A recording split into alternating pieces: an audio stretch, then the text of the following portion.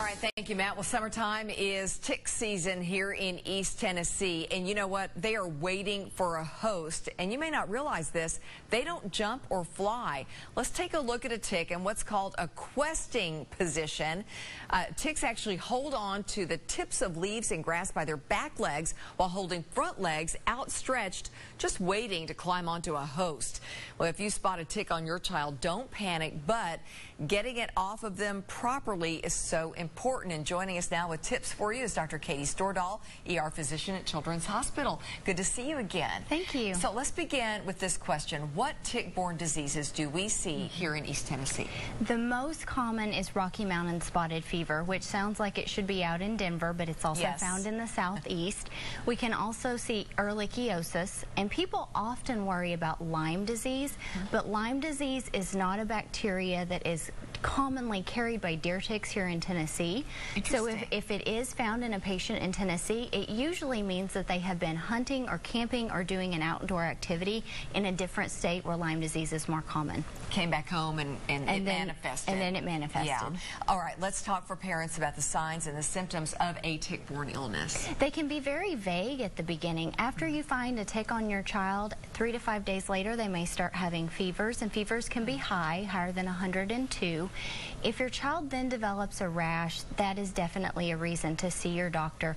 Rocky Mountain spotted fever can easily be treated with doxycycline, but if it's not treated, it can be fatal. So the rash to look out for starts on hands and feet, and then it spreads towards the chest, the back, and the stomach, and looks like tiny red dots. Children may also have headaches and very vague complaints of aches and pains on their joints. All right, so look for those red dots. Very, very important.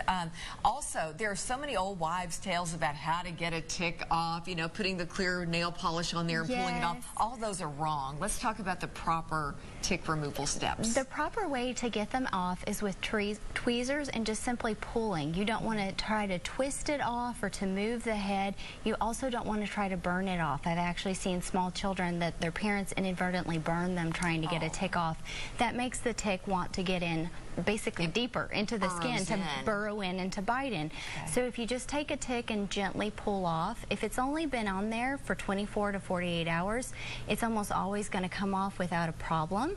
If you feel like the head of the tick is still in your child's skin, then that parent should have their child to see their doctor. That's when you need to go see. So when you have your children out and they're playing and the grass is high or they're in a wooded area, do a full check. Yes, and you want to check their hair. That's something that people forget about, and under their clothes. Ticks like to get on parts of your clothes that are on the edges, so on your wrists and on your ankles, and then they can climb up your arms. So make sure after your child comes in from playing that you check them all over. All right, very good. Thank you so much, and that's wonderful information for you. Don't be scared. Let your child have a good time, but be aware of this. And if you have a question about your child's health, just email me at ltucker@wate.com, and be sure to tune in every Thursday here on 6 News at 5:30 to see if we use your question on the air.